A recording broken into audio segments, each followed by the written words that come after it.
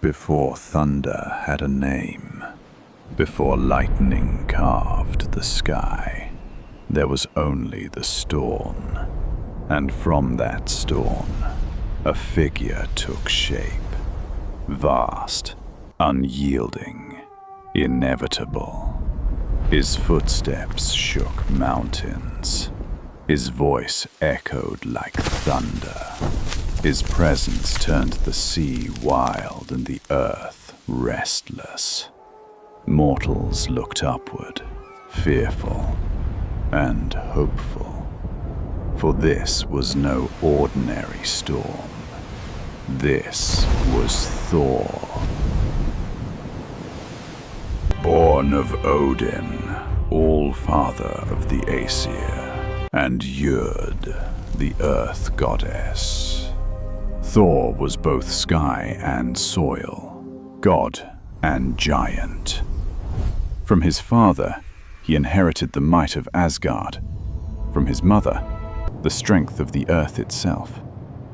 In Asgard's golden halls, he was hailed as Odin's eldest son, the strongest of them all. But among men, Thor was more than a god.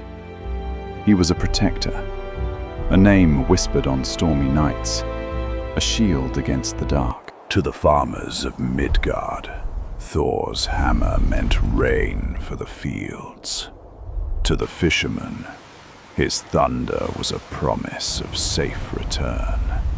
Lovers called upon him to bless their vows, and parents trusted him with the safety of their children.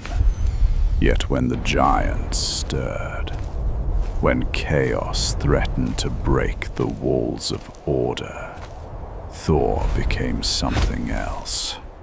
He was the storm unleashed, lightning in human form, a god whose blows shook the heavens and reminded giants why they feared his name.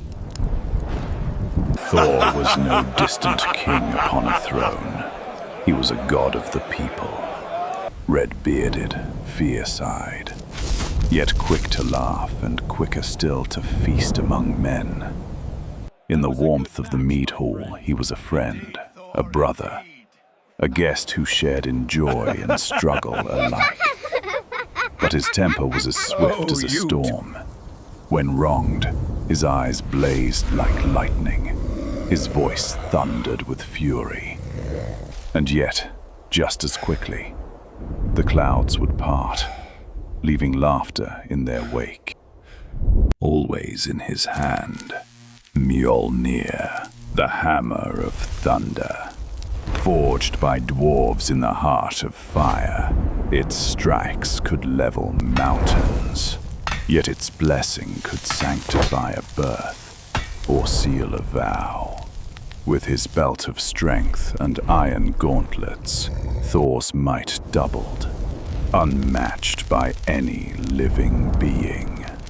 Across Midgard, men and women wore amulets in the shape of his hammer, not just as a weapon, but as a promise. A promise that Thor stood with them, in storm and in silence. When thunder rolled across the sky, men said it was Thor's chariot. Two mighty goats, Tooth Grinder and Tooth Gnasher, pulled him through the storm. Their hooves sparked lightning. Their roar shook the heavens.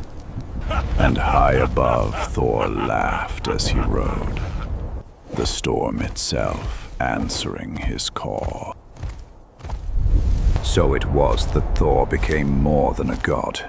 He was the defender of Midgard, the shield of Asgard. When giants rose, he struck them down. When mortals trembled, he gave them courage. Thunder was his voice, lightning his fury, and Mjölnir his eternal bond to man and god alike. This was Thor, the storm made flesh, the protector who walked among men.